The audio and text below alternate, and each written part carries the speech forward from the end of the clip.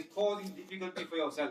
If your group leader says you go on the 7th night, then you get prepared and you make sure you sit in the coach which will be available by your group leader.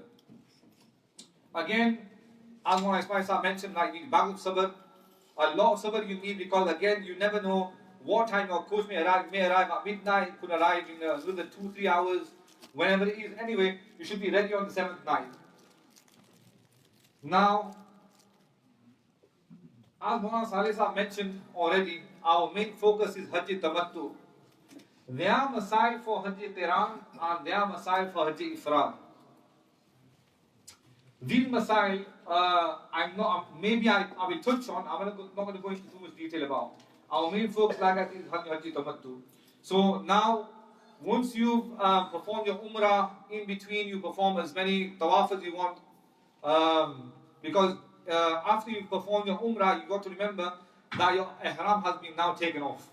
You've performed your Halaq and you are in the in the Haram. You may perform how many tawaf you want, how many other ibadat you wish to do.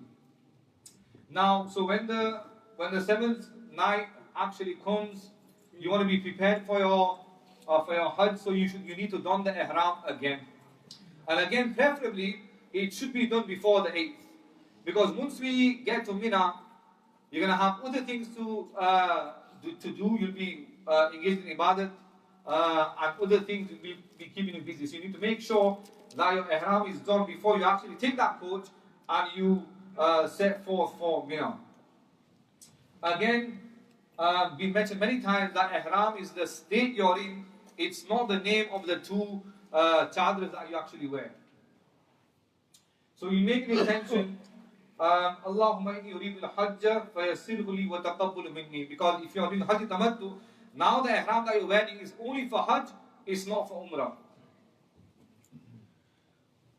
Regarding women, they will be wearing the normal clothing, and like I said before, that a pilgrim can change the ihram sheet whenever required. If a person is making Hajj Qiran, then in that situation, the ihram has not been taken off yet. So after the Umrah has been done, that person will not shave their head. And now they don't even don a new ihram because they're already in ihram. But if a person is doing Hajj Tamattu, the best thing to do is that either make wuzu or make ghusl, go to the haram, and then don your ihram, and now you are in your state of Hajj Tamattu. Then you read the talbiyah, labbaik Allahumma labbaik, la sharika lak labbaik, innal hamda wa ni'mata lak wa mulku la sharika lak. Once you made your intention and you've read the talbiyah, now you are in the state of ihram. Just by donning the two sheets, you're not in ihram until you make the intention and until you actually recite the labbaik. So rules relating to talbiyah, which again Mawlana Saleh Sahab has already mentioned. Talbiyah must be read using the tongue. Once it's first, more than that is sunnah, and again it's encouraged to read as much talbiyah as possible.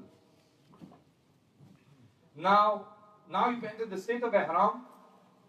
Now a very important factor to remember, and I advise that whoever's going for Hajj, they adopt this method.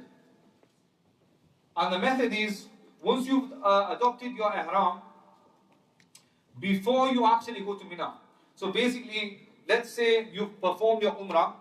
After performing your Umrah for Hajj Tamattu, you've taken your ihram off. Now you've got plenty of days left before you actually don the ihram of Hajj. Once you've done the ihram of Hajj, before you actually set up for Mina, if you have time in between, then what you should do, and again it's advisable, is perform the sa'i of Hajj before you actually go to Mina. Now you will hear from many people that you are also allowed to perform the sa'i of Hajj after Tawaf Ziyarat. But for the sake of your own convenience, to make life easy for yourself, I strongly advise that you do the sa'i of Hajj first. Now the difference here is that you can only perform the sa'i of Hajj with the ihram. And if you take the option of performing the sa'i of Hajj, so going between Safa and Marwa, walking between Safa and Marwa, after the tawaf is ziyarat, then for that sa'i, no ihram is required. But if you're going to perform sa'i before you go to Mina, then that sa'i will require an ihram. And this is what we call the advanced sa'i. The advanced sa'i, yes. So, before the 8th of Zul Hijjah, before leaving for Mina, you can perform the sa'i for Hajj. Now, if you're performing Hajj tamattu, because you've already performed your tawaf for Umrah when you did the Umrah, and a sa'i cannot be performed without a tawaf. So what you need to do in this situation would be that you perform a nafal tawaf, and after the nafal tawaf you perform your sa'i of Hajj. And it's very important that you make the intention that the sa'i that I am performing now, this is the sa'i for Hajj. And again, a person will be no difficulty at that time, because once everybody's performed tawaf is ziyarat, and after tawaf is ziyarat there's an extreme rush. There'll be millions of people performing tawaf is ziyarat and they're going for sa'i. And if you perform your sa'i advanced already, then that saves you going there and you can perform the other rituals which are left for Hajj. Now, Masail of Tawaf again have been explained by Salih Saab. And the principle he mentioned was that every Tawaf after which sa'i is done, in the first 3 rounds you will perform Ramal, and in all the 7 rounds you perform Istiba, where the chadar with the ihram will be beneath the right arm to make sure that the right shoulder is exposed. Sa'i again, Salih Sahab has already mentioned, I don't want to go into much detail, but there's, just like I said, just remember that if it's the ihram for Hajj, if it's the sa'i for Hajj, the advanced sa'i, you got to make sure that that is performed within ihram. And if you're performing it after the tawaf is ziyarat, then it can be performed without the ihram. Now, as I said before, the coaches will be ready. You'll make your way to Mina with your group leader. If you're walking, you can't set off after sunrise on the 8th and arrive at Mina before Zuhr. But again, like I said, because if it's your first time, especially if it's your first time, even if it's your second or third time, there are chances of getting lost. So because there's millions of people there, so like I said, if your group leader advised that you go to Mina on the night before, you definitely do that. And do not go, try not to disobey any of his instructions. Keep reciting Talbiyah across the way. Now on the 8th of Zil Hijjah, there's not much to do apart from ibadat. On the 8th of Zil Hijjah, you'll be performing the 5 prayers. So that will be Zohar, Asr, Maghrib, Isha, and the second day's Fajr Salah. All together, that is 5 Salah. To perform them 5 Salah in Mina is sunnah to perform it in Mina. Now again, like Shaykh Sahab mentioned, that performing the prayer in the Haram, that carries a lot of reward. But this is a part of listening to Allah Ta'ala's commands. If Allah Ta'ala is saying, and Prophet Sallallahu is saying that today you need to perform Fajr, Zuhr, Asr, Maghrib, Isha in Mina, then inshallah you will receive the reward of the Haram while you are residing in Mina. Now regarding Mina, take as less luggage as possible. And while you are in Mina, if you can make sure that you don't eat much, try and stay upon and try and fulfill yourself with liquids and fruit. That will be very, very helpful. Because although in Mina there are facilities for ablution and there are toilets, but again it's a very busy area. You know, there's facilities are scarce, and you need to make sure that you're ready in advance. So take as less as possible. Sleeping bag, pair of clothes, towel is sufficient. And again, to spend the night in Mina is a sunnah. So I'll let you actually read this slide. This is just kind of a suggestion of the packing list you should be taking for Mina. So a spare ihram if you think you might need it, small towel and scented soap, toilet roll, any medication if required, little food. And as far as I remember, Maulvi Ismail Sahab will correct me if I'm wrong, during the 5 days of Hajj, the minister of the Hajj themselves, they provide the food in them days anyway.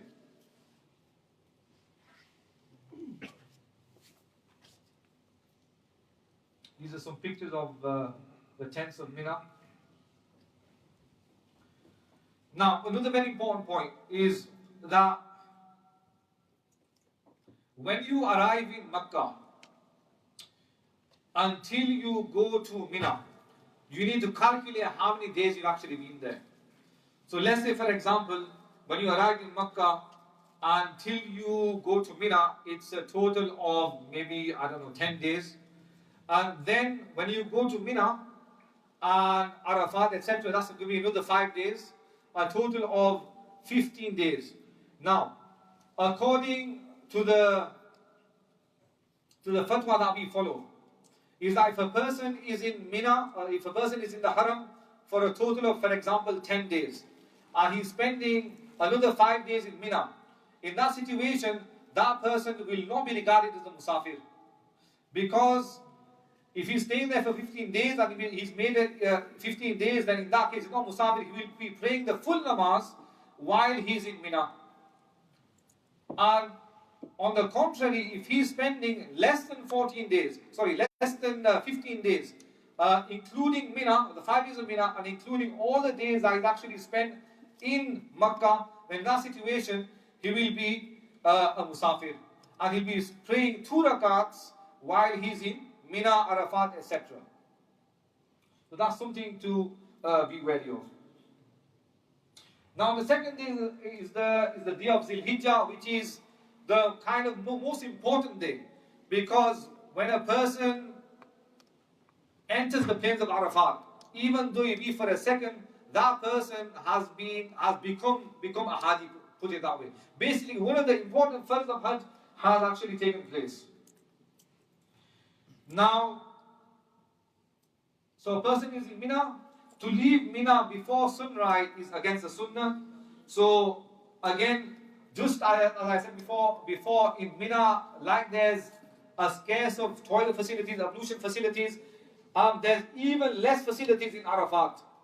So what a person needs to be wary of is make sure that you relieve yourself, you prepare yourself with whatever packing list you need, and then you proceed for Arafat. So after Zawal, you will leave for Mina with your group leader, and then the wukuf, which starts at midday on the night of Zil Hijjah, and this will take place until the next day of Subah Sadiq, which is Fajr time. Now, what do we actually do on this day? The most important thing is engage yourself in zikr and tasbih. Do as much ibadat as you can as possible. And again, what I would advise is there are a few books which encompasses all those du'as which the Prophet ﷺ actually asked for in his lifetime. One of the names of the dua kitab is Al-Hizbul Azam. Al-Hizbul Azam is a short kitab which is being written by Mullah Ali Qari Rahmatullah Alayh. This dua is being distributed upon the days of the week.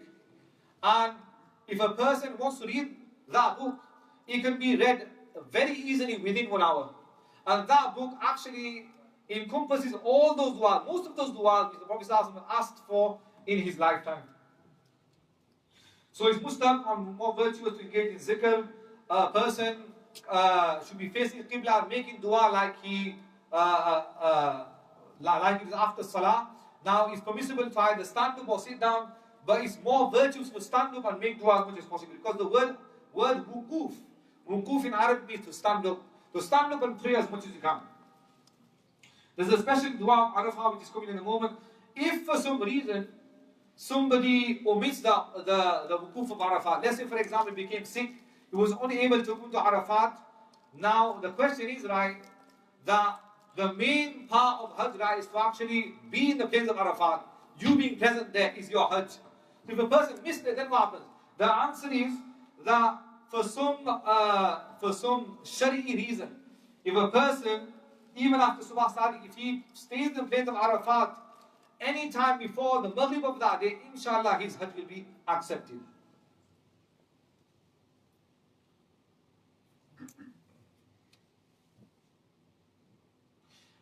if Arafat was to take place on a Friday, then there's no Jummah Salah. Again, in Arafat, there is a masjid called Masjid Nimra. I think it's on this slide somewhere. Now, what I advise is, when you're in the place of Arafat, try not to go to the masjid. Because all the tents, all the places and all the areas in Arafat is the same.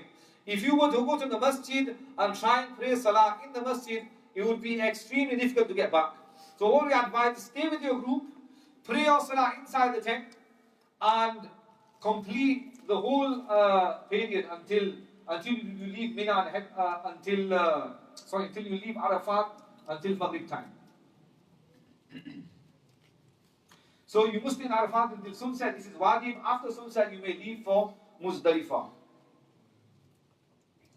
Now, the second day of Hajj, on the 9th of Zil Hijjah, like I said, there's a mosque called Masjid Nimra. You can pray your salah, but it's very difficult to get there. Again, I advise against it. If you pray salah in your tent, it will be much better.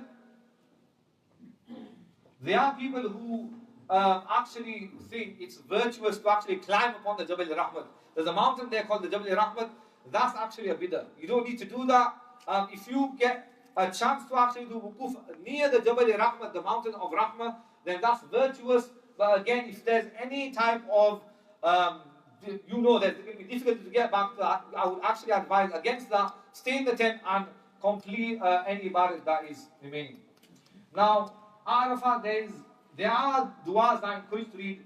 If it comes in a narration that if a person reads the fourth kalima 100 times, Surah Ikhlas 100 times, Durood Sharif 100 times, then it is stated that Allah responds, "O my angels, what is the reward of my servant who glorified me, praised me, I mentioned my goodness and greatness, and sent salutations on my Prophet sallallahu alaihi wasallam, and accepted the request regarding his needs. If my servant intercedes for all who are in Arafat, I will accept, and he can ask for whatever he wishes." Inshallah, any dua that you're going to make during the playing in Arafat, inshallah, will be accepted. Now, after sunset, while you're in Arafat, you leave for Muzdalifah.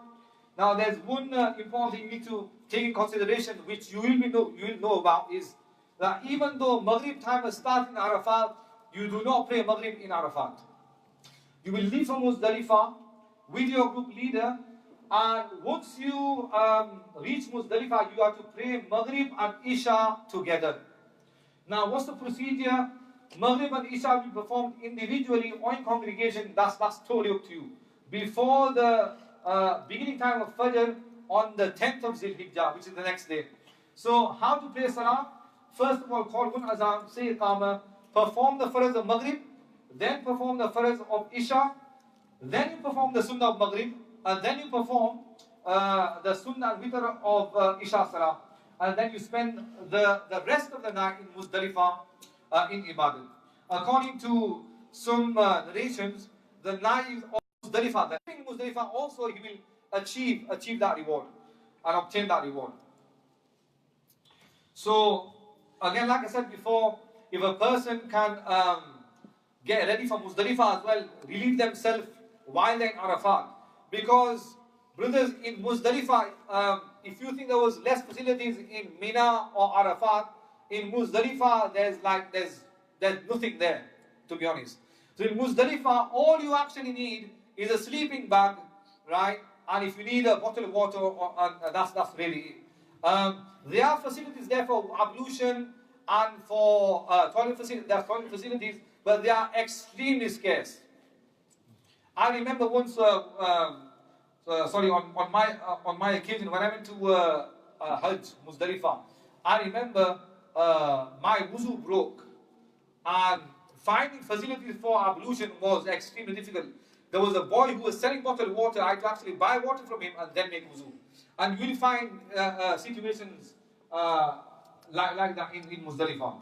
So again, like what I mentioned in the beginning, we need bags of sabr.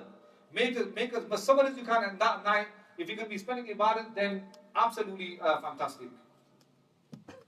Now, while you're in Muzdalifah, it's advisable to collect 70 pebbles altogether. It is permissible to collect pebbles, right, from any other area than Muzdalifah also. But pebbles should not be collected near the Jamarat. So where you pelt the shaitan, pebbles should not be collected from that area, because according to the hadith, the pebbles that are near the Jamarat, they are cursed. So 70 pebbles, the size of a pure date, to be collected and store them safely in a pouch. Inshallah, you should have by that point. Make sure you are collecting pebbles, as sometimes they look like pebbles because they're dried up. They might be droppings, or they could be some other nature. So 70 pebbles should be collected. Why? 7 pebbles for the third day, 10th of Zil-Hijjah, 21 pebbles for day 4, 7 pebbles for day 3, because on that day only one of the Jamarat will be pelted. On the second day, on the 11th of Zil-Hijjah, 21 pebbles for all 3 Jamarats, and then 21 pebbles for all 3 Jamarats on day 5. And if a person was to remain in Muzdalifah, then 21 pebbles for day 6 also. Because if you're staying on the 13th of Zil-Hijjah, you also need to pelt the shaitan at that time, which I'm going to talk about in detail in a moment. Now on day 3, which is the 10th of Zil-Hijjah, so you're still in Muzdalifah, Fajr Namaz has been performed, and you're getting ready with your group leader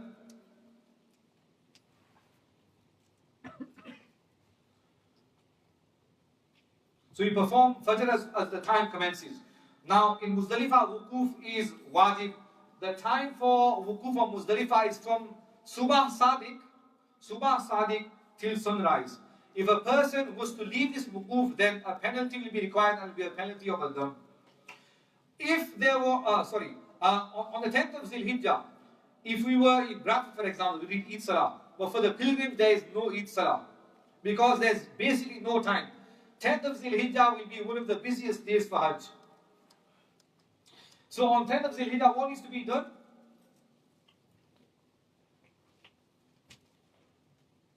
I've already explained that.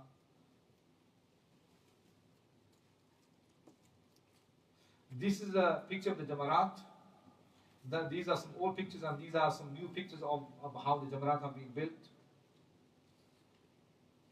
Now on day 3, the first thing that needs to be done is pelting the shaitan. Now the pelting, when does it start? The times are from Ishraq, so after sunrise until Subah Sadiq, Fajr, beginning time of the next day.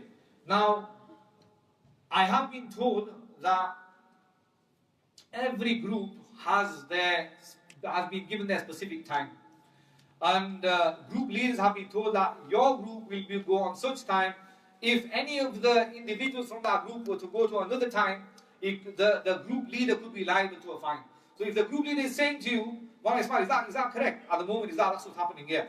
So if the group leader is telling you to go at this specific time, you need to make sure that you are going to pelt the Jamarat at that specific time. So on this day, on the 10th of Zil-Hijjah, we are only pelting the large Jamarat, as you can see over here. It's bidder on this day to pelt the medium Jamarat or the small Jamarat. So how has the pelting to be done? Keep large Jamarat from a distance of about 2.5 yards. If possible, a person should pelt in such a way that the Masjid al-Khayf is to your right and Makkah to your left. But you can pelt from any direction you wish around the Jamarat. Raise your hand in such a manner that the armpit can be visible. Obviously, this is not the case for women. And then saying Bismillah, Allahu Akbar, one pebble at a time. Make sure that you pelt the Jamarat. Now, the condition is that as long as the Jamarat falls inside the wall, as long as the Jamarat falls inside the wall, that one pelting is done. That one pelt is counted. If the stone does not fall inside the wall, then that throw of one pebble will not be counted. That's very, very, very important. Even though the stone doesn't touch the Jamarat itself, as long as it goes inside the wall, inside the barrier, then that stoning is counted. Hold the pebble with your right hand between your index finger and the thumb like this, like you would point with a dart. And if you're throwing a dart, and as you throw each pebble, you say Bismillah, Allahu Akbar, you have now finished the day's stoning. So that was the first kind of action to do on the 10th of Zil Hijjah.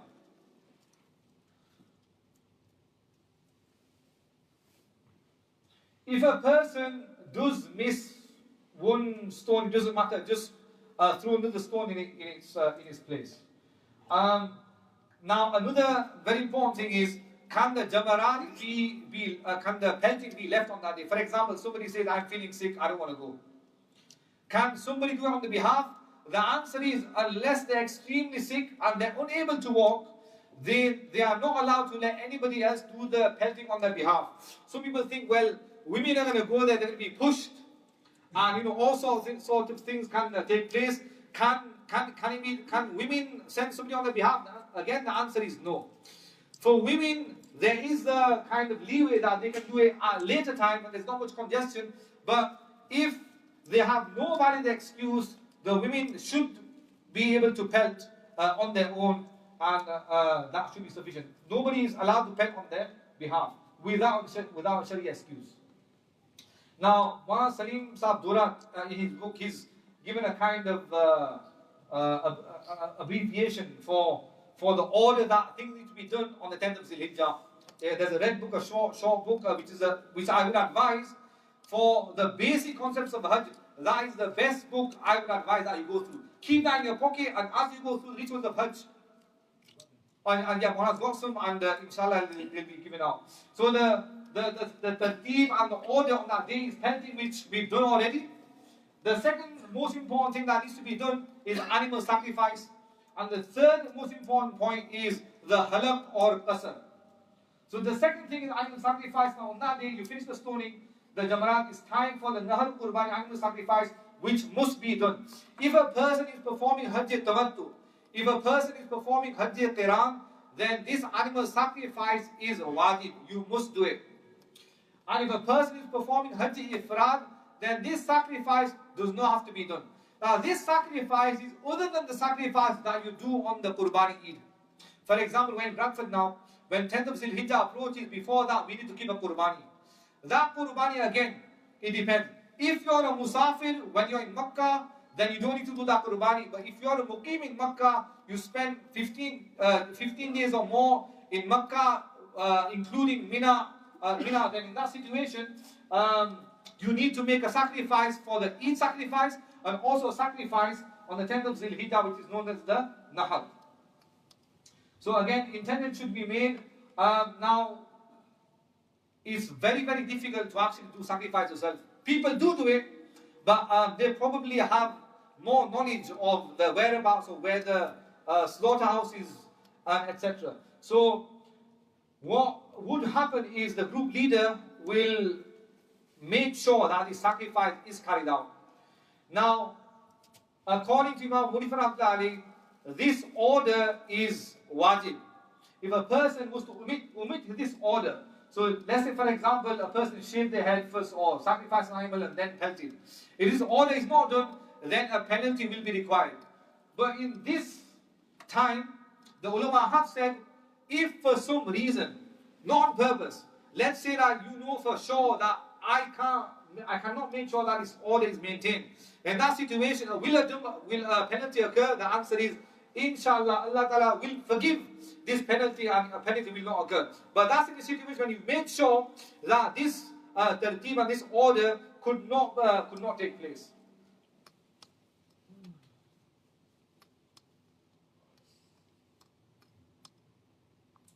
So now this nahar that takes place is known as the Dam-e Shukr, is basically thanking Allah subhanahu wa ta'ala that has given the opportunity for a person to combine between Hajj and Umrah. So that would be for Hajj Qiran and Hajj Tamattu. So the animal sacrifice would be done, and then what I would advise is maybe you can bring your group leader and ask him that has the sacrifice been done on my behalf. I would advise you do that first. I do not think that if you haven't taken all the kind of opportunities, all the means possible to make sure your sacrifice is done, and then without asking your group leader, you go for the halaq or qasr, then a penalty will be required. So I advise you, ring your group leader first of all, make sure that the halaq sacrifice is done, and then you can proceed for the halaq or qasr. So now you shave or trim your hair. This is wajib, so you must be completed to fulfill the obligations of Hajj. For women, only a finger of hair has to be cut. Again, you have the option between halaq or qasr. And as Mawlana Saleh Sahab mentioned in the beginning, if you've already done halaq or qasr for the umrah that you perform for Hajj Tamattu, then at least a blade needs to be trimming of the hair takes place again. Without that, a person will not fulfill the obligation on the 10th of Zulhijjah. So making halaq or qasr is sunnah to do in Mina, but again it becomes very difficult because you're already in the haram, and then going back to Mina and then coming back again, that becomes a real kind of strain and headache. So it's best that there'll be many people ready for the halaq and qasr. Go to the barber shop, make sure the halaq and qasr, halaq or qasr takes place. The next most important thing on the 10th of Zulhijjah is the tawaf ziyarat. Now, the tawaf ziyarat, which is also known as the tawaf ifada, this can take place between this order. But like I said, due to time constraints, it becomes extremely difficult. So the best thing to do is once you've shaven the head of the halaq or qasr, then make tawaf ziyarah on the 10th of Zulhijjah. Now, honestly, on the 10th of Zulhijjah, when you see the amount of people in the haram, it's absolutely mind-boggling. Everybody wants their Hajj to be complete because they want to get out of the ihram as soon as possible. So now the tawaf ziyarat takes place on the 10th of Zulhijjah, and you have the kind of leeway to perform it until the 12th. So you have the 10th, 11th, and 12th. But you've got to remember that you'll be going back to Mina. So everybody would prefer to do the tawaf ziyarat on the 10th of Zulhijjah. So the time is begins at Subah Sadiq Fajr, beginning time on the 10th of Zulhijjah, ends at Sunset on the 12th of Zulhijjah, but it's more virtuous to perform it on the 10th of Zulhijjah. So again, like Manana mentioned earlier, if you see that the mataf is very busy, and it'll be extremely busy, if you were to perform tawaf ziyarat in the mataf on the bottom floor near the Kaaba, there's definitely going to be pushing and shoving. So if you have women folk in your family, you may prefer to go to another level, on the first level or the second level. Tawaf ifada will maybe take more longer, inshallah, there's more reward for that as well. But in that situation, you do have the option. So you must proceed to Makkah and perform tawaf ziyarah. After the tawaf of a 2 nafal rakats, make dua, then drink some zamzam. Now, as I said in the beginning, there will be some people who perform their advanced sa'i. Now, after performing all the rituals, the person will be extremely tired. So what you need to do is, if you haven't performed your sa'i yet, after the tawaf ziyarat, you need to perform your advanced sa'i. Your sa'i needs to be performed. So advanced sa'i, if you performed it beforehand, after tawaf ziyarat, you don't need to do that. And if you perform the sa'i after tawaf ziyarat, then that would be the sa'i of Hajj. The only difference is that the advanced sa'i, you performed it in ihram, and this tawaf, after tawaf ziyarat, the sa'i that takes place will be performed without ihram. And because the principle is that after every tawaf, where there's a sa'i, there needs to be ramal in the first 3 rounds, and there needs to be istiba, where you expose the right shoulder during all the 7 rounds of tawaf. So now you perform sa'i. If sa'i has already been performed, then you need to perform it. You don't need to perform it again. After sa'i, you head back to Mina. It is sunnah to return back to Mina. Staying anywhere else is makruh. A lot of people think, well, my hotel's here is already booked, I might as well just go and sleep in my hotel.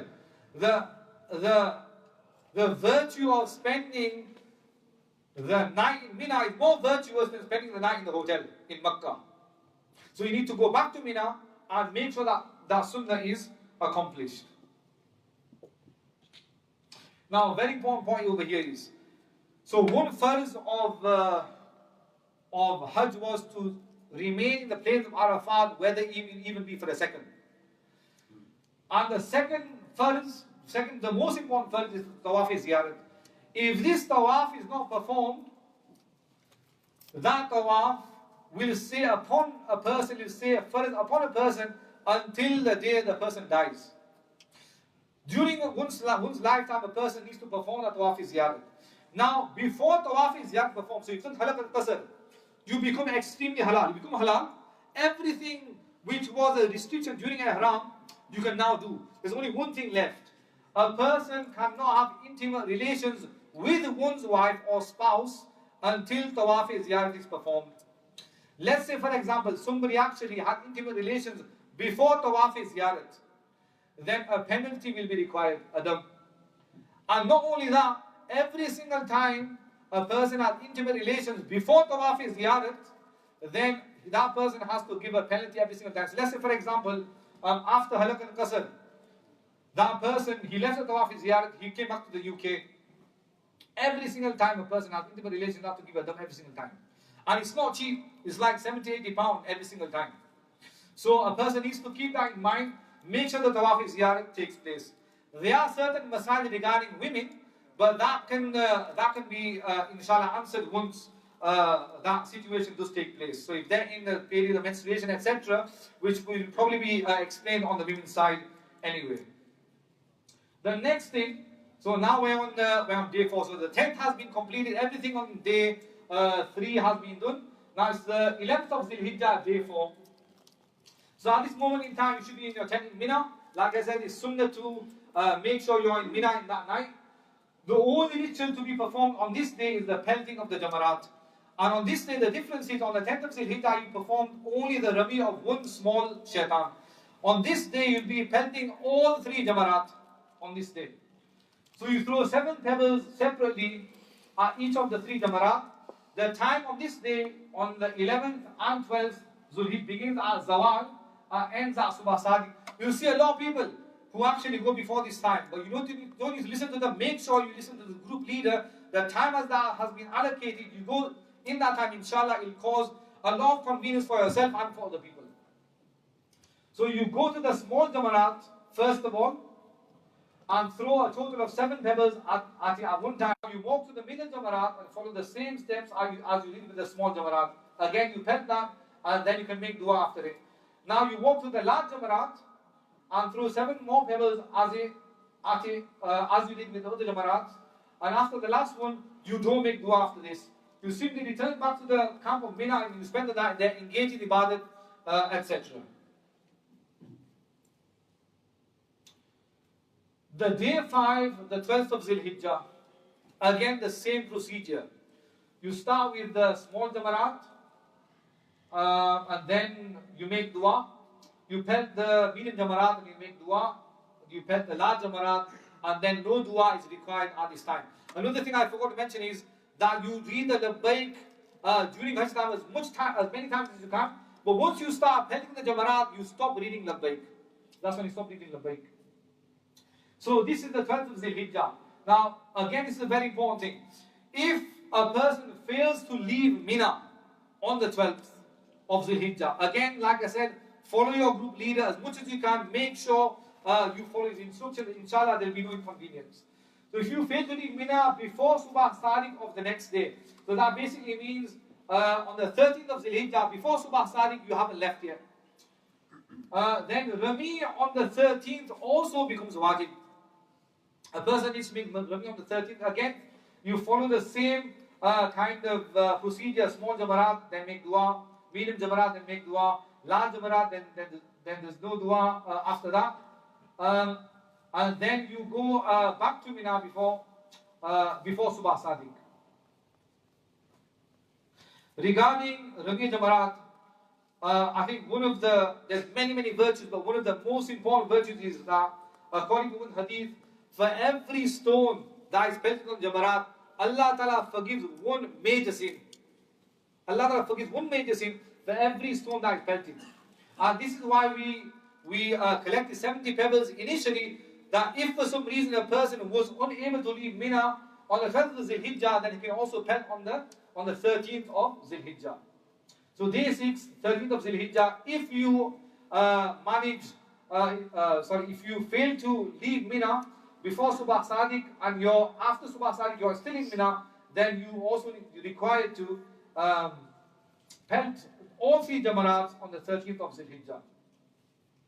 So now your Hajj is basically completed. You will stay slightly longer in Makkah until your group leader says that we're going to depart from Medina. Or if you've already been to Medina, maybe you're going to depart for the UK. As long as you remain in Mina, the most important ibadat, just as Mawlana Salih Sahib mentioned earlier, is making as much tawaf as possible. For every single tawaf you make, inshallah, there's reward in there. So try and perform as many tawafs as you can. Tawafs are more rewarding than making any other ibadah, because tawaf is something you cannot do once you return to the UK. Any other ibadah can actually be done. When you decide to depart from Makkah, so that could be after 3 days, 4 days, could be immediately. When you decide to depart from Makkah, there's one tawaf called Tawaf-e-Wida, which is called a farewell tawaf. This tawaf is wajib. After the tawaf, you perform 2 rakats of tawaf, which is wajib, near the Maqam Ibrahim, if possible again, because those 2 rakats can be performed in the haram wherever possible. Then you go to Zamzam, etc., which again, as we mentioned already, go to the Buddhism area and basically make dua to Allah subhanahu wa ta'ala for the whole ummah and for yourselves as much as possible. Now, Umrah cannot be performed until the 13th of Zil Hijjah. Cannot be performed. If a person, let's say after Tawaf is Ziyarat, he came back to Makkah and performed just a nafil Tawaf. I thought that I just want to do more Tawaf. So the question is, that will that Tawaf count towards Tawaf without the farewell Tawaf? The answer is that if he wants it to be the farewell Tawaf, that's totally fine. But if a person has not made any Tawaf at all, then that person is wajib upon that person to perform Tawaf Wida before he departs from Medina or for going home. If a woman is in the state of menstruation, then she doesn't have to perform this Tawaf. And a lot of people think that once the Tawaf Wida has been completed, then we're not allowed to enter Makkah again. That's not true. You perform the Tawaf Wida, you can enter Makkah as many times as you wish, you can make as many Tawaf as you want, as long as you perform the Tawaf with the niyyah, with the intention of wajib, then the Tawaf Wida will be completed. I'll leave that for you to read for just a moment, what one has to do in Hajj Tamattu. Now, just to remember, the farz are something you have, you cannot compromise, they need to be done. If that farz is not completed, a person, Hajj will not be complete. In most circumstances, you may have to perform qaza of that Hajj the next year. If a person omits any wajib during the Hajj, then a penalty will be required according to what that person has done. Now, I just want to briefly touch upon some penalties. The penalties are known as the jinayat. Now, a person can say, well, I've made many mistakes in Hajj, but I didn't do it on purpose. The answer is, even if it's not done on purpose, still a penalty is required. The penalty for doing it on purpose and the penalty for doing it not on purpose or due to a mistake is different, but penalty will always be required. So the main type of penalties are of 4 types: the badana, the sacrifice of a large animal, and the badana doesn't take place except in 2 circumstances. I think one of them is if intimate relations took place before the Wukuf Arafah or before the Tawaf Ziyarat. Then is sacrifice of a small animal. Sadaqah is charity equal to Sadaqah al-Fitr. So for example, during each time I think it was about £2.50, but again at that time you need to make sure you know what the amount is. And less than Sadaqah al-Fitr amount can also apply in certain situations. When will the badana take place? When will that penalty will it be required? If a person has relations with one spouse after Wukuf in Arafah and before Halaq. Because if relations take place before Wukuf in Arafah, then that person has to do Hajj next year. Hajj will not be complete. So if it's after Wukuf in Arafah and before Halaq, then badna is required. Performing Tawaf is Ziyarat in the state of major impurity. So, for example, a woman is in hairs or a man is in the state of janabat. Then in that situation, the badana will be required. Then, when will it be required? The following will result in a dumb penalty: being intimate with one's spouse. This also means that if a person kisses his spouse with passion, there is a penalty required. I'm not 100% sure if it's a dumb or not, but there's a penalty required. Even if you were to kiss one's spouse with passion. A male wearing day-to-day clothing for the whole day or whole night. So whole day or whole night, what we mean here is 24 hours. So half a day in this situation would mean 12 hours. Likewise, half a day on half a night will result in them. Shaving a quarter or more of the hair or the beard. For a male or female to cover the face for a whole day, again, like Muhammad Salih Saab said, if a person is wary about a woman doing parda, then there is things, there are kind of items available where they do not touch the face for a woman. Applying perfume to a whole body part of one's clothes, clipping the nails of one hand or one foot, to leave tawaf wida, which is the farewell tawaf. Again, if a woman is in hairs, then she doesn't need to perform the tawaf wida. To make a wajib of Hajj, and I've already explained that for Hajj tamattu, these are the wajibs. If any of these wajibs have been omitted, then a person will be required to perform the dumb penalty. Sadaqah. If a person shaves or cuts less than a quarter of head, plucking or cutting 3 or more hair strands, clipping 1 or 2 nails, applying perfume to a little portion of the body, for a male wearing day-to-day clothing for a couple of hours, for females to cover the face, for a male to cover his head for a couple of hours, to perform tawaf without wuzu, or leaving 1 pebble out from Rami. So from the 7 on that day, if you left 1 pebble out, again, sadaqah will be required. Lesson sadaqah, for example, killing lice, killing a locust, to pluck 1 or 2 hairs. It does happen, especially if you're performing wuzu. And when you're making khilal of the beard or you're washing the beard, hair strands can come out. Like I said, even if it's done without intention, lesson sadaqah will become, you'll be liable to lesson sadaqah. There are many more kind of detail. Again, if the situation does arise, then you can refer to the ulama. May Allah Ta'ala make the Hajj a sort of, inshallah, make dua for us, inshallah. And I'll hand on to Maulana Riyaz Sahib, who will be speaking about Medina. Inshallah, on the WhatsApp group, there is a ziyarah place regarding Makkah. Inshallah, on the WhatsApp group, we'll send you a PDF, regarding ziyarah in Makkah. And Maulana Ismail Sahib already sent it, mashallah. Jazakallah.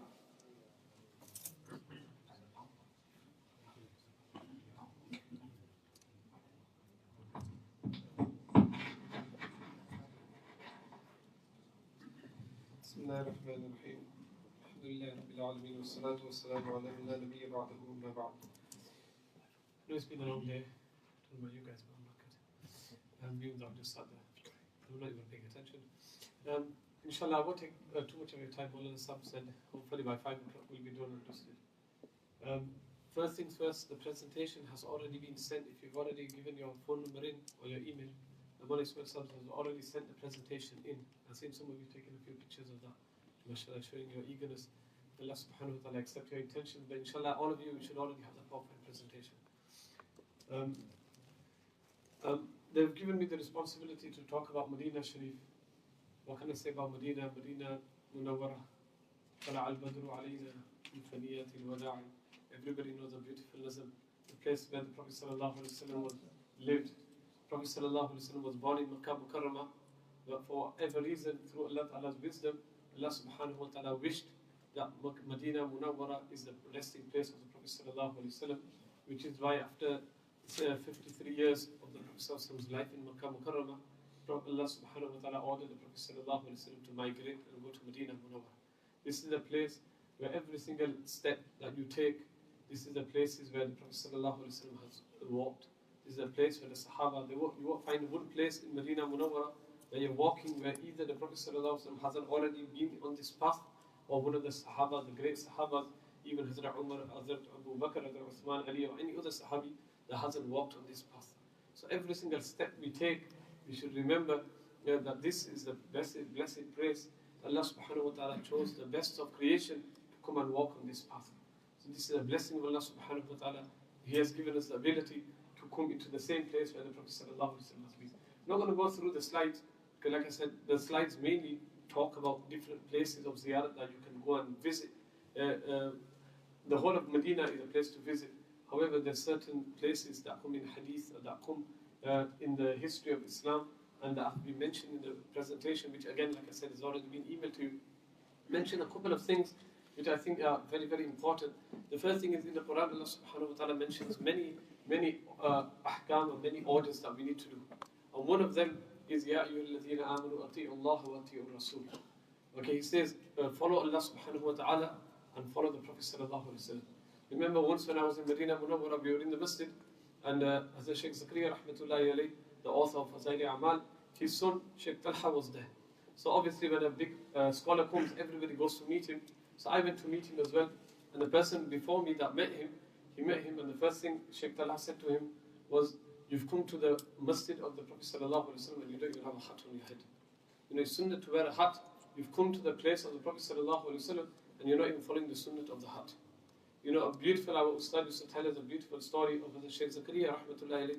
He spent many years in Medina Munawwara. He used to live there for many years, and then he used to come back and forth from Saharanpur back to Medina Munawwara. He says that once, because he was quite old and he was ma'zur, and his khuddam and his helpers used to help him dress, somebody must have gifted him a jubbah. So they helped him wear it, and now they made him sit down on his wheelchair and they were pushing him. And they got to the door of the Masjid Sharif, and just before they pushed him into the Masjid, the Sheikh must have realized that his jubbah that he had on, or his kurta that he had on, he wasn't below his knees. So he told his helpers, he said, why are you taking me into the Masjid? Look what I've got on. Take me back, I need to change. Why? Because it's the sunnah of the Prophet ﷺ that his kurta, it used to be below his knees. So how can I go into the Masjid when I'm doing something that's contrary to the sunnah of the Prophet ﷺ? So this is very, very, very important. While we're there, try our hardest. If we do not know a lot of the sunnahs, we've still got 2-3 weeks before you go, or look in the book, ask the people, what are the sunnahs of the Prophet ﷺ? Try to learn as many as you can, and try to act upon as many as you can while you are there. Whether on a normal day-to-day basis, you might not act upon the sunnahs, or you might not act on so many of the sunnahs, at least while you are in Medina Munawwara, try to act on as many sunnahs as you can. That's the first message that I've come to give. And the second message is, I remember I was speaking to my Ustad Mawla Bilal Sahib as well. He used to every time say, the main thing when you're in Medina Munawwara is read Durood Sharif. As many times as you can, you know, on a day or 2 day basis, even over here, we should try as many times that we can pray at least 100, at least 1,000 Durood Sharifs a day. Very, very simple. MashaAllah, our Imam Sabana Khalid Sahib has even started a Durood Sharif group of, where every week we write down how many Durood Sharifs we've read throughout the week, and then on the Friday he makes dua for all of them, and we send all our collective Durood Sharifs to the Prophet sallallahu alaihi wasallam. But try our hardest to read as many Durood Sharifs as we can, especially when we are there. I remember our teachers used to say, not only that, Sheikh Talha, when he came to England and people wanted to do his khidmat, he had a rule, and he said, only those people that can come into my room and help me with my food and help me with looking after me, who pray minimum 10,000 Durood Sharifs every day. You know, this is the love of the Prophet ﷺ that he used to have. When we are in Medina Munawwara, try at least 1,000 or even 10,000 Durood Sharifs every single day. And the late Khalifa of the Sheikh Maulana Ibrahim rahmatullahi just passed away very recently. He used to have a beautiful ma'amul, and he used to every time say, whenever you go for Hajj or Umrah, or when you go to the Prophet ﷺ, try to do one khatam in Makkah Mukarramah and try to do one khatam in Medina Munawwara. Especially if you're Hafiz, or you're very fluent in reading Quran, try your hardest to do one khatam in Medina Munawwara, do one khatam in Makkah Mukarramah also. Okay, these are the few main things. Apart from this, the only thing I can say is when you go to give salam to the Prophet ﷺ, remember, because it'll be very, very busy, you will not have much time to stand in front of the Prophet ﷺ to give your salam. I know in the books there will be so many durood and salam there. As-salatu was-salamu alayki ya this, and as-salatu was-salamu alayki ya Nabi Allah, ya Rasulullah, ya Khatam al-Nabiyyin, and so many. Most of the time you won't have time to read all of this. I went to complain to my Ustad when I met him in the Masjid, that, oh Ustad, you know, I tried to go to the Prophet ﷺ's grave, but I cannot stand there with ikhlas or with devotion, because every time I stand there, either the people are pushing me, and if they're not pushing me, the police are saying, okay, that's enough now, don't, get out of here. So, you know, what can I do? So he mentioned a beautiful point, and he said, Hazrat Shaykh Zakaria rahmatullahi alayhi, even though he lived in Medina Munawwara, such a great scholar of Islam, only 2 times in his whole life he went to the front of the Prophet sallallahu alaihi wasallam's grave to stand there and give salam, because of that fear that he had through all the sins that he's done. And he says, and I saw him myself as well, that he goes, our habit is that we stand behind the grave of the Prophet sallallahu alaihi wasallam. We stand there. If you stand behind the grave of the Prophet sallallahu alaihi wasallam, nobody will come and tell you to go. You can sit there or you can stand there as long as you want. Nobody will ever tell you, or move from here, go away from here. So this is like a little heads up point when you go to give salam to the Prophet sallallahu alaihi wasallam. It's best if you go behind, because it's easier. You won't get pushed, and you'll be able to stand there with devotion and say whatever devotion if you want to say. And then next to the Prophet sallallahu alaihi wasallam, we know is Hazrat Abu Bakr radiallahu ta'ala anhu. Prophet sallallahu alaihi wasallam said in one hadith just before he passed away, that if ever I was going to make a habib, a firm friend, my best friend, if I was going to choose anybody from the whole world to be my best friend, I would choose Hazrat Abu Bakr radiallahu ta'ala anhu. And in one hadith, somebody asked the Prophet sallallahu alaihi wasallam, that who do you love most from the men? The Prophet sallallahu alaihi wasallam said, I love the most, I love Hazrat Abu Bakr. Now this was Hazrat Abu Bakr radiallahu ta'ala anhu. When you go to him again in the books, you read, give salam to him as well. Next to him will be Hazrat Umar radiallahu ta'ala anhu. On the graves, there's already signs at the top that this is the Prophet sallallahu alaihi wasallam. This is Hazrat Abu Bakr, this is Hazrat Umar radiallahu ta'ala anhu. So it's quite easy, you can't really go wrong. When you go to Hazrat Umar, remember this is Umar, the place when he used to walk in the city, the shaitan used to run away. When he used to walk inside one street, the shaitan would go into the other street.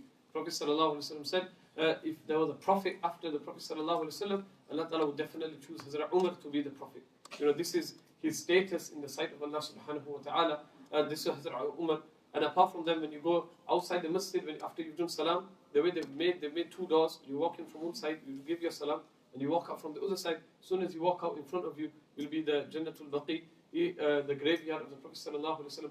Thousands and thousands of Sahaba buried there, including Hazrat Uthman radiallahu ta'ala anhu, the 3rd Khalifa of Islam. You can see the books where the graves are situated. The graves do not have names on them. So even though on the books they will say this is this Sahabi, this is this Sahabi, it might be true.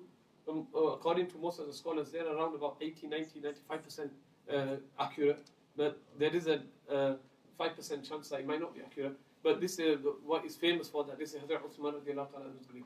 Also, the Prophet sallallahu alaihi wasallam's wives, most of them are buried inside this grave as well.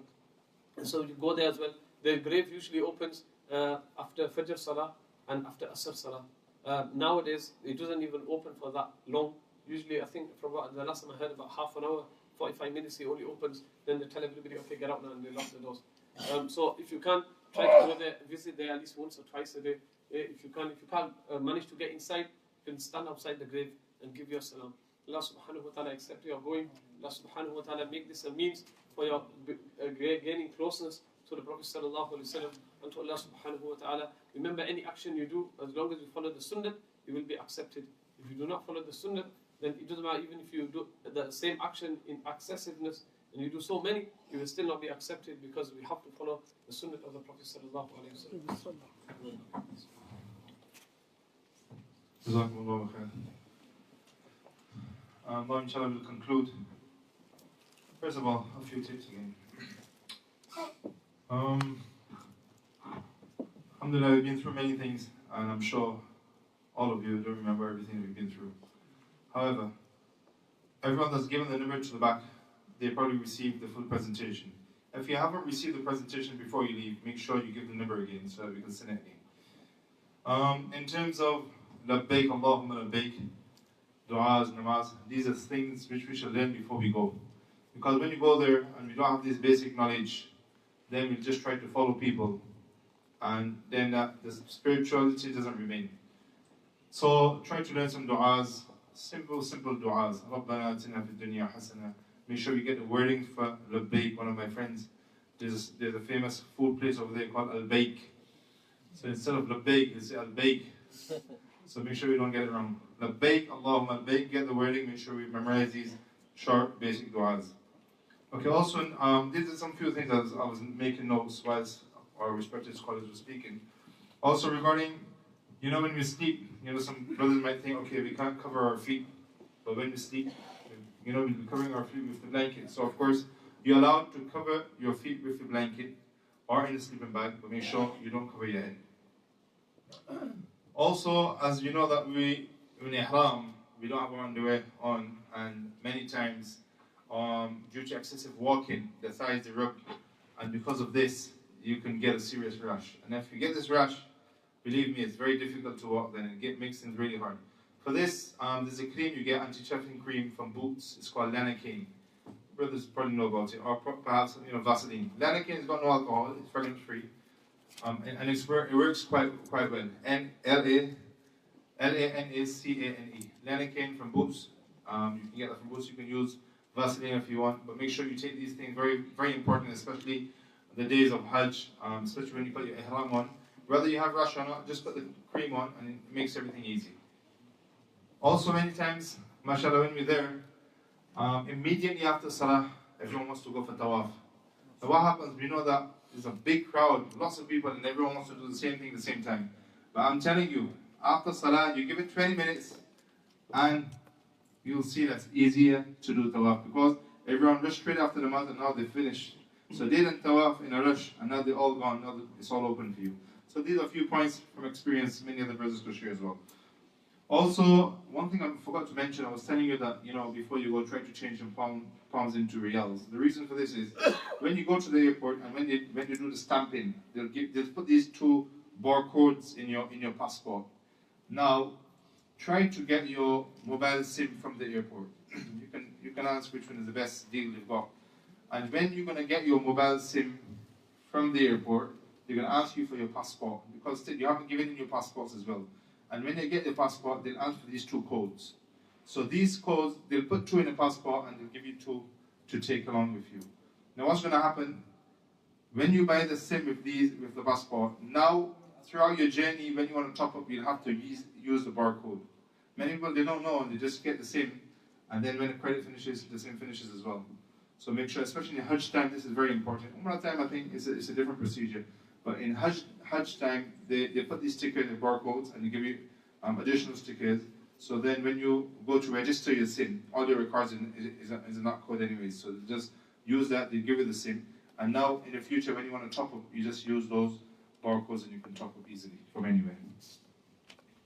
Also, many times, like for instance in Jamarat, when you go and store the shayateen, many people, they just follow the crowd. So say for instance, this is the shaitan, of course it's not. But imagine this was the shaitan. Now everyone is coming from this direction, so everyone is coming here. And so of course it's a massive group.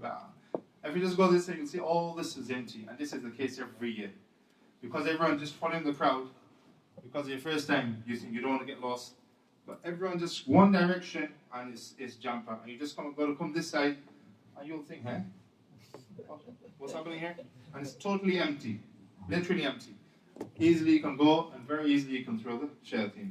Also, when you're going to Mina, we know, alhamdulillah, they've improved the facilities of the washrooms, the toilets, the bathrooms. Well, over there, the toilets, the bathrooms are in the toilets. So many of them, they've got hooks. So make sure when you go to Mina in your backpack, you take some bags. Sometimes when you go empty carrier bags, then you can hang it. Because remember, if anything drops out of your pocket, it's gone. Don't even look for it. It's going to go straight down. Some brothers, they advise to take those, those small hooks that you can just hook over the door, and then you've got your own hooks to use. However, what happens, say this is your tent, and then everyone, they just go here to these toilets for the wuzu and the washroom. And if you just walk a few more steps, because you think, this is mine, and there's so much of a crowd, it's very difficult. Sometimes you've got to wait for, a long periods. But if you just step out, or perhaps just step out your Mina, and you'll see outside this place is all empty. It happens all the time, especially in time for Salah. You'll see the places for wudu, it's all jam-packed. You think, how am I going to do wudu? Jamaat's going to go, especially everyone does their own Jamaat in the tent. But if you just come out of your tent and just walk out by the road, you'll see plenty of taps and it's all empty. And at first you'll think, are they working? But when you're on them, all of them working. It's just because people don't know about them, they're all stuck in the queue. Same thing in the toilets as well. Many times, the toilets that's near your tent, that's what everyone wants to go for, because they're scared you might get lost, But of course, alhamdulillah, you can try to find out exactly where your location is, and you just walk a few more steps, and you'll be surprised to know that those other toilets are empty. Also, another very important point, these are over the years what we've learned, and it happens all the time. When we come for Salah, if it's Salah time, what happens with the wudu khan is full, the toilets full, that's everywhere. Similarly over there, if the Salah time, you hear the azan, you know everyone's going to go to the washroom and everyone's going to want to do wudu. So perhaps if you know, a few minutes earlier, you'll see there's no one, or a few minutes after Salah, it's empty. So you just got to get your timings right. Also in Muzdalifah, where you're going to be sleeping on the, of course, under the clouds, there's nothing above your heads. Over the years, alhamdulillah, they've improved the facilities here as well. But the same thing. When it's time for Salah, Fajr Salah, everyone's rushing. Now you might be desperate and you think, oh, massive long queue. Immediately after Salah, the same toilets, which had about half a mile queue, it's all empty. So it's just a matter of getting your times right. In the night when you reach to Muzdalifah, perhaps just use the toilets at the time, less rush, and you free yourself. And then when there's a call time, the peak time for Salah, everyone's rushing, then you don't have to use it then. Then immediately after Salah, that's all empty. So it's not that they haven't got the facilities. The facilities are all there, alhamdulillah. The government, mashallah, they try to look after the Hajj, but of course we've got to be a bit understanding as well. We need to get the times right, and inshallah everything is easy as it sounds. Also, when you go to Mina, try to stay under the guidance of your leaders, group leaders. Also, on every tent and every road is a number. Try to make a note of that number so that if you happen to get lost, then you can show anyone in authority the numbers and they'll just direct you. Also, the badge to give you, make sure you keep that badge in your hands. All your personal information, your tent, location, everything is on that. Also, very important point, most of the brothers who go into the 5-star packages, most of the brothers, what happens, they tend to go Aziziyah first. Of course, the brothers who go on 3-star packages, they take you Makkah all the way through. Now, what we've been seeing generally, mashallah, the brothers that go to Aziziyah first, then Aziziyah, Haram is at a distance. Sometimes the group, they provide the facility to take you for the first Umrah, which is fine, alhamdulillah. And then they tell you, okay guys, you take rest, and inshallah, get ready for Hajj physically, mentally. But still, brothers, mashallah, out of the shauq and the zeal of Haram, of going to the Haram, which is good, and it should happen as well. They'll go all lengths just to get to the Haram. They'll pay taxi drivers all sorts of money. They'll do anything to get there, which is mashallah perfect. It's good, alhamdulillah. Then what happens when after Hajj now, when mashallah they tell you just in front of Haram, you don't see them in Haram. So before Hajj, just to reach to the Haram, they spend so much money and effort, and it's all, what can I tell you, this is so far from Haram. Well, the reason for bringing you there is a reason, and of course you read through your packages and you bought the package. Now you're in Aziziyah, you go for your Umrah, which is alhamdulillah good, and then as the days of Hajj come closer, the taxi driver, they also know the situation. Instead of 10 riyals, they start charging you 100, 200, 300. We had a group, a brother for last year, they charged him 500 for a whole family. And he was from Bradford, so he got really angry. He was going to kill him. I was like, you come for Hajj, you're in Haram. But that's not attitude, because that's how everyone, we always have that revenge. We want to take revenge. But brothers, we've got to be a bit understanding. Alhamdulillah, again, the peak times, if you're going to go peak times, say namaz, in just for argument's sake, it's 2 o'clock in Haram. And you want to go at 1, you leave in your hotel at 1, and expect you to be there for 2. You've got to remember in the days of Hajj, even if your hotel is in front of Haram, they're going to block it all off. So even if your hotel is in Zamzam Towers, and you want to get inside of Haram, you need to leave it out earlier. And for me and you, well, for me myself, when we come for Salah, we just come 2-3 minutes early. So inshallah, the days coming up, before we leave, if we can make a little ihtimam and make ourselves in the habit to come for Salah earlier, then inshallah, hopefully when you get, it'll be easier for us to go for Salah 1 hour early. Also, you'll notice over there, if you get the timings right, that's the main thing. You get the timings right, everything is easy. Tawaf is easy, going to Haram is easy. On Fridays as well, everyone wants to read Salatul Jummah, especially in Aziziyah before Hajj, you want to read Salatul Jummah in Haram. So don't expect to go at Jummah is 1 o'clock, don't expect to go at 12 o'clock. You might as well read it in Aziziyah. For that, you have to go at 9 o'clock, because half 9, 10 o'clock, they block all the roads. And sometimes it's difficult, really, because you're going to go from 9 o'clock, you need to go to Pesha, because once you go out, you're not going to be able to come back in. So you got to make, be a bit thoughtful and think how you're going to plan your journey. Alhamdulillah, inshallah, Allah Ta'ala makes it easy. There's nothing to worry about, inshallah. Also, one of the most frequent questions about Hajj, which type of slippers can we wear? Flip-flops, can we wear the one with the, mashallah, don't get those £2, £1.99, £2.99 cheap flip-flops because you've got to do excessive walking. And what's going to happen if you're going to go get the cheaper ones?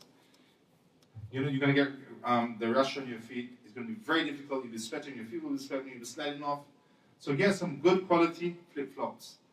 Mashallah, what is it from? Crocs. That's a very good brand. I've been using them for the past 2 years. I'm not on any commission, but they're very good, very good. Alhamdulillah, they're very durable, and you know it comforts your feet as well. And also, the best to get good quality flip-flops, and it helps you throughout the journey, especially in the Hajj days. You got a few days, you know, you'll be walking. Honestly, there's no, especially when you're coming from Mina to Jamrat, there's no means of transportation. You will be walking a couple of miles, and you need some good flip-flops. And after Jamrat, you're going to go come for tawaf ziyarah. And if you haven't got the right gear to walk in, it becomes really, really difficult. Also, brothers, alhamdulillah, you guys are here. You're preparing for Hajj. Allah Ta'ala accept your Hajj. Allah Ta'ala make it easy for you on this journey. But also spiritually prepare yourselves. These are all the masajid. Alhamdulillah, you got it on WhatsApp. The full presentation has been sent to you, brothers. Yeah, but you know, from now, come to the habit of ibadat. Get in that mood. You know, learn du'as, make du'a, read Fazail Hajj. I think that's a must for everyone that's going for Hajj. Fazail Hajj, if a person reads Fazail Hajj, the virtues of Hajj, if you don't already get it from, you can meet me and any of the scholars, and you read Fazail Hajj and you go for Hajj, trust me brothers, your Hajj will be next level. So make it a point. Of course, these are the masails. We also need to know the virtues so that we can be motivated. I've taken a lot of your time. Allah subhanahu wa ta'ala reward all of you. Allah subhanahu wa ta'ala make it easy for you. Grant all of you. Allah subhanahu wa ta'ala grant all of you an accepted Hajj. And Allah Ta'ala make this Hajj be a means of salvation from all difficulties in this world and in the Akhirah. Make this Hajj be a means of granting us entrance into Jannatul Firdaus. What's that? Alright, before dua, brothers, please proceed upstairs. The food's ready. You have some food, inshallah, and then you're free to go. If anyone needs to, I know we're supposed to have a session about question and answers because of the time. We're running late, but however, after this session, you can come to me, Maulana Mufti Sahib, and ask whatever you want to ask. Bismillah ar-Rahman ar-Rahim, alhamdulillah, rabbil alamin, wa salatu wa salam ala sayyidina al-mursaleen, sayyidina Muhammadin wa alihi wa sahbihi ajma'in. اللهم ربنا اتنا في الدنيا حسنه وفي الاخره حسنه وقنا عذاب النار. اللهم ارزقنا حجا مبرورا، اللهم ارزقنا حجا مبرورا وسعيا مشكورا وتجاره لن تبور. اللهم وفقنا لما تحب وترضى واجعل اخرتنا خيرا من الاولى. اللهم انا نسالك من الخير كله عاجله واجله ما علمنا منه وما لم نعلم، ونعوذ بك من الشر كله عاجله واجله ما علمنا منه وما لم نعلم. جزا الله عنا نبينا محمد صلى الله عليه وسلم وبما هو اهله. اللهم إنا نسألك من خير ما سألك منه نبيك وحبيبك سيدنا محمد صلى الله عليه وسلم، ونعوذ بك من شر ما استعاذك منه نبيك وحبيبك سيدنا محمد صلى الله عليه وسلم. أنت المستعان عليك البلاء ولا حول ولا قوة إلا بالله العلي العظيم. وصلى الله تعالى على خير خلقه سيدنا محمد وآله وأصحابه أجمعين برحمتك يا رب. Also, a request for all the brothers going for Hajj, make du'as.